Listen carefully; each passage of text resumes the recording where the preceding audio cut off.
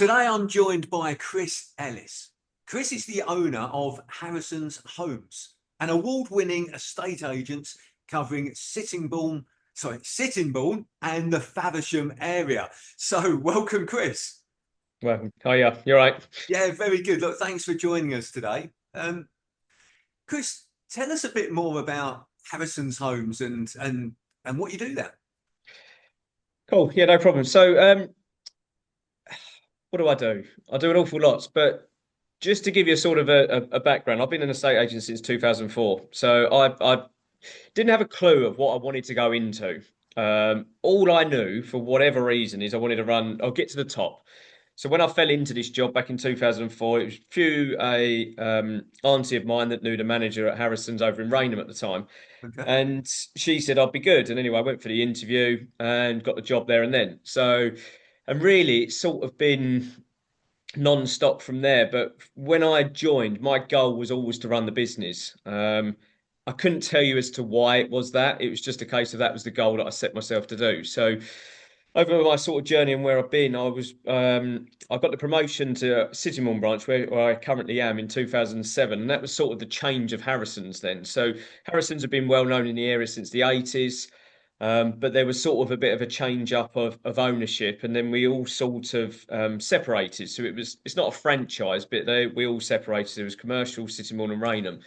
And in 2012, I was brought in as a partner of the Sittingbourne branch. And in 2016, I then agreed to buy the remaining shares. So I sort of achieved my goal to a degree, but obviously I then had to pay off me whacking great big debt. And that was done in 2019. And really, I suppose that's where I would say my journey really, really begun. And it's really weird because obviously in amongst that, you had 15 years. But me going out and talking to people and helping them move was just completely natural to me. And the key thing that I've always felt is understood people's emotions and the journey it's where the people go along. And I'm still doing it day to day here, but obviously my goal now is obviously to grow the business. And it was only really, I would say 2018, 19 that I sort of understood my why within the business. And over there's a little sign on the wall saying in changing the perception of a state agency. So that's sort of been my driving force because going back to my early days, I always used to be quite proud of what I used to do, and then it was quickly become known to me that our industry didn't have the best reputation, and it still doesn't. I think we're third from the bottom in the league table. I think politicians, etc., above us. Well, I used to be in banking, so Right, I think we've joined you somewhere down the bottom. So I somewhere, get it. Yeah. somewhere thereabouts, aren't we? So yeah, so that was sort of my where I am, and now mainly I'm running the business. I've been back in the business um, a little bit recently, which I've quite enjoyed actually, because again, it's just going sort of back to my comfort zone. But Okay. yeah, Look, thank you for that background, Chris. So look, let's take a step back. Firstly, when when you were younger, like when you were at school or whatever, did you dream of being a business owner, or did you think about was it for you? Okay, I'll just get a job and see what happens. Was it an aspiration to be a business owner? I think it's in school, and again, I think this is another key thing that I try and teach a lot of people. I didn't do really well in school. I got two C's, six D's, three E's, so it wasn't phenomenal. I suppose my key aim and what I found through my career is the drive that I have.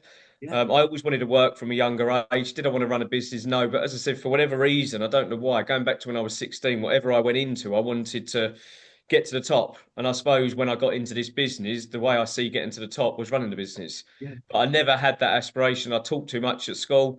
I had potential on my report, had potential, but he talks too much. So I probably found my ideal job. Yeah, true. Yeah, absolutely. Okay. And so think so. Was I right in sort of saying you sort of took over the business in, was it about, when did you say, 2014? So 2016 was 16. when the previous director retired and I agreed to buy his shares in the company. Right. So Okay. that was really, I suppose, technically when I started to run it myself. Right. Okay. So you moved from actually, right now, I own the shares Yeah. in this business. Okay. So looking at that stage, what what's been the biggest challenge that you've faced since you sort of stepped into that role as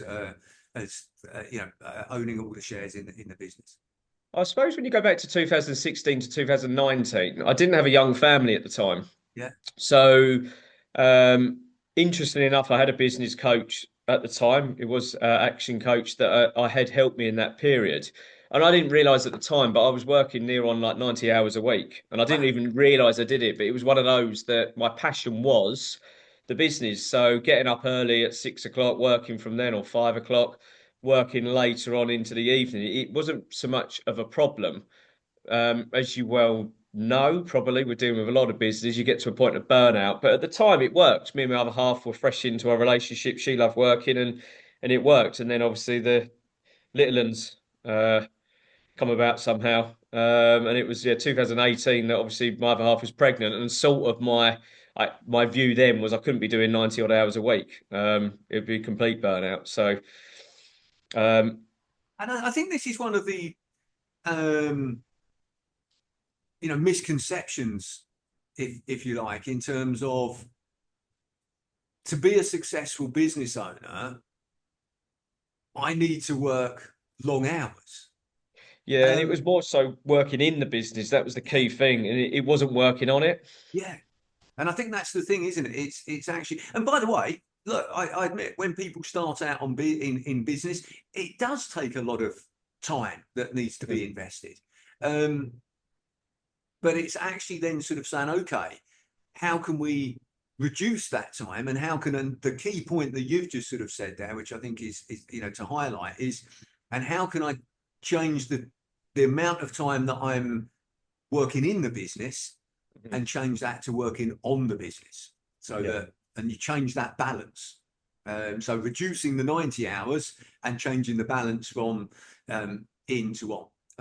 So a great point to highlight, Chris. And how did you go about doing that? Because that's quite a challenge, isn't it? When you've been working 90 hours, a lot of it Mhm. in the business. How did you go about reducing that and changing that to work on the business? If I'd be completely transparent, it was probably when I sort of highlighted it. But even though I suppose that this is where obviously my real journey began, is once I then bought it in 2019. I thought it'd sort of be plain sailing, but then if you can recall around that sort of time, it was Brexit Yeah, and COVID. yeah, So I'd finally took over the business, and then um, suddenly out the blue, we couldn't do anything. So really from there, and then as I said, I had a young family from there. But it's probably, I would say, if I'll be completely honest, I'm better at it. I'm working less because I had to, yeah, purely because my goal then became my family, not so much it is the business, it's where my passion is. But it ended up being that I was forced to a degree. But um, I mentioned to you briefly earlier on, I suppose it was sort of 2020 um, that was my real changing moment, because I did have a moment where I seriously broke down, and I then got to a point where I just didn't want the business. That's as severe as it got, but it just got a little bit too much, so I had to change. and I think, look, and I think again that will resonate with some people watching and listening to this. In the change often comes from a break. Hmm. Okay, and Yeah. that break could be a breakdown, a break apart, a Hmm. breakthrough. Yeah. It just so happened that yours was, how it resonated or how it hit you. But often that's when the change happens. So it's quite Yeah. interesting to hear that was when the change happened to you. So what type of things did you do to reduce your hours? Because that's a difficult thing to do overnight, isn't it? Did you delegate? Did you employ more people? Did you outsource? Did you automate? What type of things did you do? Yeah, so I suppose it goes back, and again, I suppose this is the key thing that's always kept me pushing forward. In fairness, like even from like when I joined in 2004, the sort of induction that I had when I came in, obviously I've got a lot of credit to the previous director. He probably taught me a lot more than what I actually realised. But generally, a lot of it was me going outside of my normal office hours to actually learn and develop myself. Yeah. I think this was a key driver, and it's kept me going throughout the career. When I took over in 2016, I had no idea how to run a business. All I knew was actually how to go and find business. Yeah. And that was my key strength. So I would only say within the last couple of years that I feel that I've probably got to a point where I've actually started properly leading. Um, but I'm a key one for developing yourself, and I think it's it's one of the things that I'm trying to drive my team to push on now. But if you want to be better, I can give you the tools, but I think it's going outside of what you usually do to try and make yourself better. As I said, 2019-20, did I know how to run a business? No, I went and sought help. And I've sought various different mentors over the last few years. And fortunately, I would easily say I've got five awesome people I can now go to whenever I've got an issue. And because I've already invested in them, they're quite happy to give me their time. And I think that's the other key thing is the right people will help you. And it's not a case of you having to continue to pay thousands and thousands of pounds. I'm in a fortunate position there. But then they tell me I give them something back, which is quite handy. Yeah, like, So maybe. there's a couple of things that have resonated there with me. First one, what sprung to mind with me was people watching this and listening to this will know that I quite like listening to Jim Rohn, a motivational sort of speaker. And one of the things he says is work harder on yourself than you do on your job. Yeah.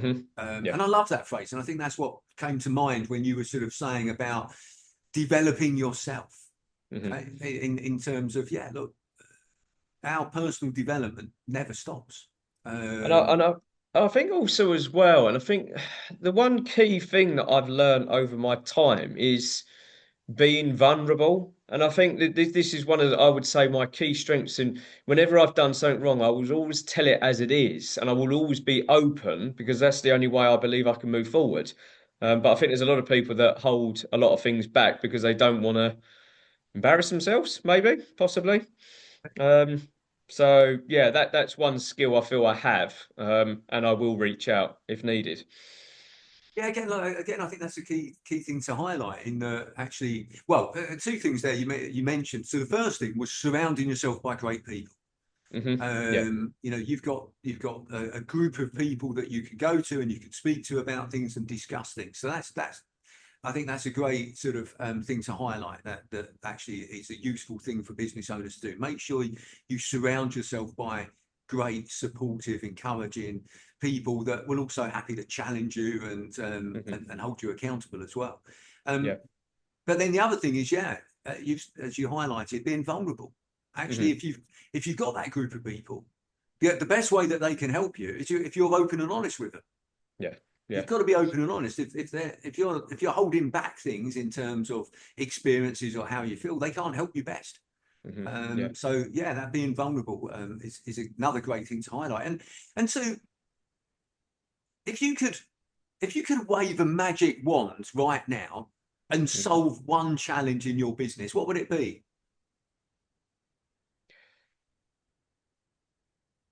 It's I've got a good team around me actually. If I was to say staff always comes to mind, Yeah, right? And having the right people. I'm fortunate enough that I do believe that the team that I have around me now finally believe in where we're going. And I think this was the other thing, whereas before maybe I didn't have that. Um, so that is always going to be an area that's always front of mind because of the sort of journey that I've been on. Um, if I waved a magic wand, it would be the team developing themselves personally on a day-to-day basis. It's something I drive every single day, but without me having to drive it. yeah, okay, I like that. No, that's good. No, Mm, thank you again. Thanks for sharing that. And yeah, that's in often I find speaking to business owners that can be a challenge that's faced because a lot of people will say, well, actually, you know, they perhaps aren't as invested in the business as you are because it's your business. And there's various reasons why people may not be developing themselves. Mhm. Yeah, interesting one. Okay. And I suppose it is an interest. It is, but then I go, if we were all that way inclined and wired that way, then everyone would be a business owner, I guess. um, I guess if where people were trying to develop themselves too was a business owner, Yeah. it could be that somebody's actually saying, no, I'm going to develop myself to be the best estate agent hmm in the UK. Yeah. Yeah. It may not mean that they want to be a business owner. And this is why I asked at the beginning that, you know, did you want to be a business owner? How did you come into being a business owner? Some people can't think of anything worse than being a business owner. They're hmm quite happy to work for other people and to specialize in their particular industry sector, whatever it is. hmm But their personal development might be be the best person in that industry, in that role. Yeah. Yeah. They don't want to be a business owner. And I'm hmm sure there's business owners out there will go, I can understand why you don't want to be a business owner as well. But I suppose the key thing that I don't think people look at is that it's a sort of journey, is it, from start to finish? It's not a case of you go from here to business owner straight away. It's there's a lot of sleepless nights behind that, isn't there? As we well know. Well, in my opinion, there is. No, absolutely. It's, you know, as we Mm, were sort of briefly discussing, it's not, before we came onto this, it's not easy being a business owner. hmm We can make it easier Yep. by doing certain things. hmm And we can get to a stage where it is easy Yeah. being a business owner. Because when you break it down into, well, what is a business owner? A business owner owns the business. hmm It's because most business owners choose not just to own their business, but to work in their business as well. Yeah. So the key thing is to get to a point that, and I'm sure you've heard this before from from your coaching, is where the business can work without you. Yeah. It You can doesn't go have to away for work 3 months. Go away for 3 months and not have to worry. exactly. By the way, it hmm doesn't have to work without you. You might choose to work in the business because you love it, hmm but it can work without you. That is when you've got an easy business. Yeah. hmm When you get to that stage. But you're absolutely right. It takes a lot of work and probably a lot of sleepless nights to get there as well. It's Yeah. not an easy thing to achieve. I suppose over the last 5 years, I used to, I couldn't go away a weekend without looking at my phone. It was always a case of I was constantly on the phone looking at emails. I'm going away on Saturday for a couple of weeks, and I believe I will turn my phone off. I won't look at it. So I'm in that fortunate position now. I'm still at that point. I think 14 days away is a bit of a lug, but I know the team will be trying. So I'm in that headspace now, which is Which is something which where I is long to be yeah, which a is while great back. because there's still a lot of I'm sure there's still a lot of business owners out there listening and watching to this that aren't in that space yet. hmm But that's great that you said that, Chris, because you've got to that stage. And So, other people can get to that stage as well, where they can go on holiday, switch their phone off, and know that their business is going to be okay when they get back. I So, what think would I you think say that. your biggest learning has been since you've been in business, Chris? Oh, geez, biggest learning. It's not easy. um, I suppose when I look at it, and I think this is one of the key things that's helped me tremendously. And I have the odd little blip here and there, but you touched base on it just a second ago. It's obviously my business, so can I expect somebody else within the business to think like I do? It would be unfair, really, for me to think that way when it's not their name that owns the business. So that for me is and I used to bang my head up against the wall and thinking, why are you not doing this? Like I've gone through this, blah blah blah blah. But again, the passion is probably it's nowhere near as much as what mine is because it's, as I said, it's my livelihood. So I think the key thing for me is relaxing a little bit more and stop being as stressed because X isn't doing enough. But I think if they're doing 80%. of my expectations, and that is enough. I'd say that's got to be one of my biggest learnings. Yeah, no, I like it. And I think the thing that sort of stands out to me from that is actually we've all got different drivers. Yeah. What's important to you about your business isn't the same as necessarily your employees. hmm So actually, it's making sure that actually the employees have got, okay, well, what's our common goal for this business? And I always use the phrase WIIFing. Sorry, hmm WIIFM. What's in it for me? Yeah. Because when there's that connection between where the business is going and what's in it for your employees, then it's actually they'll give 100%. Yeah. But yeah, like great learners. I like the facts as well. Not relax, just enjoy it. Don't get too stressed out about it because we spend a lot of time, working. That's in employees and business owners. hmm So it's all about enjoying the journey. And look, there's one question that I like to ask everybody that's kind enough, Chris, to join me on this, and that's what's the best advice that you would give to an 18-year-old you?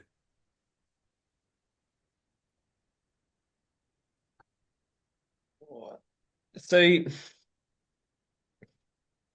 the I'll tell you what, and this really, there's got to be a North Star. There's got to be a goal of where you're going. And ultimately, I even when I got to the point of I own the business, I got lost. I was lost for about a year because I thought, well, I've actually achieved what I wanted to achieve, which Interesting. was being a business owner. And then I got to a point where I was like, ah, well, what have I got to do now? Like I've got to where I am. Yeah. Like I've achieved it. So it's always for me. It's always a case of setting goals and going ahead. So before you hit that goal, you want to have a couple more beyond that, so you're not then stuck. And would that make sense to an 18-year-old at the moment? in, in my experience, a lot of things that we learn later in life don't necessarily make sense to an 18-year-old now. hmm Um, and I think that's the reason for the question is that hmm actually we learn things along the way, learn hmm things that actually, if we'd known when we were 18, we would have perhaps done things slightly differently or viewed things slightly differently. hmm That's not to say that we wish things were different, but we just might have done things sort of slightly differently. So I think that's I a good think one. Like I make think it. sure that you've got goals.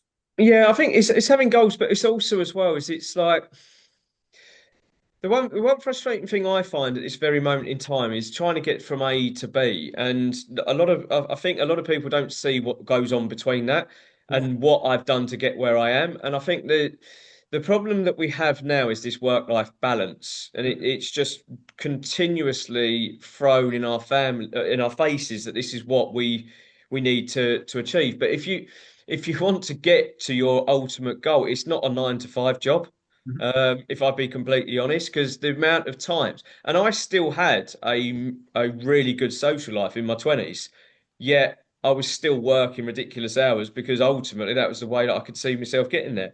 You could you could argue it and you say you could work smarter, but generally, whereas Elon Musk that said it actually, I see a little while ago he was doing double the amount of hours because the way that he viewed it is how long it takes you to get there in a year, it's going to take him 6 months.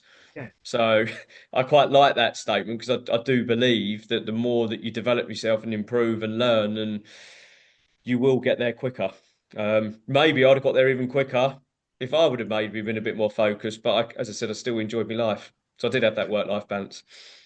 Yeah, I think that's a very valid point. And I often relate things to getting fit and healthy and going to the gym. If you go to the gym more often, if you put more hours in at the gym, you're going to get fitter and healthier quicker hmm than you would do if you went less frequently and spent less hours there. So, but I think the key there as well is I think it was, and it goes back to what you sort of said earlier about self development.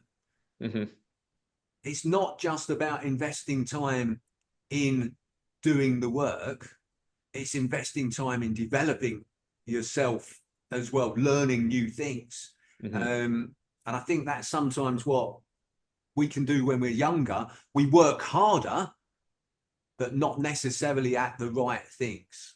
Yeah. I think it I might be misquoting here, but I think it was, Thomas Jefferson that said something along the lines of, if I was given 6 hours to cut down a tree, I'd spend 5 hours sharpening the axe. Yeah.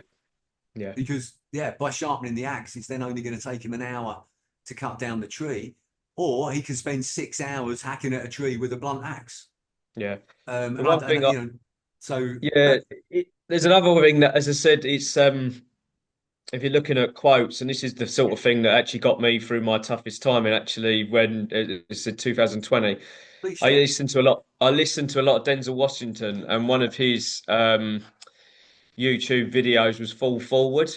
Yeah, And I love that because that's what got me through. Because ultimately, at the end of the day, you will fail, yeah, but make sure you fall forward. Don't fall back on something. And that sort of drove. It's driven me. I guess if when I look back through my whole career, even though I heard that 7 years ago, it's sort of the thing that's continued going. You will fail, but yeah, just develop, just learn from it and move forward. And don't be scared of failing. And it's what I say to every single person in the office. And I've yeah, just ironically just taken somebody on who's 16 and she's worried about making mistakes. And I just said, look, go and make mistakes. At the end of the day, you're going to, you're new, just learn from it and don't do it again. yeah. So, Love that idea, and I think that's another great thing to advice to give an 18-year-old as well. It's like, yeah, you're going to make mistakes, learn from them, move forward. yeah. As you said, fail forward. Hmm. I think I like that quote. That's brilliant. So, Hmm. well, look, Chris, I really appreciate you taking the time to speak with me today and sharing Pleasure. more about your business, but also your journey as well. So, Hmm. thank you very much. You're welcome. Cheers.